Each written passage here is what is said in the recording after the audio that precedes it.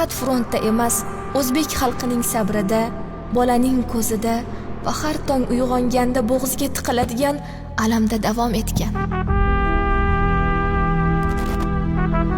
Sen uchun, farzandlarim uchun, ota-onam va butun xalqim uchun jang qilaman.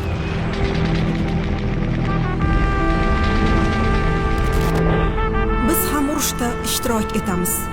Faqat bizda qurol yo'q.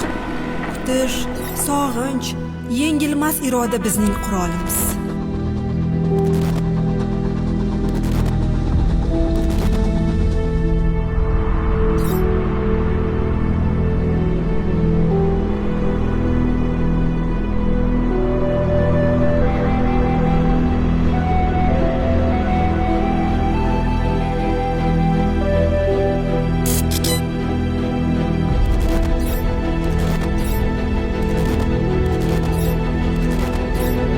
Xuddi qo'limdagi chiroq singari yorug' kunlar albatta keladi.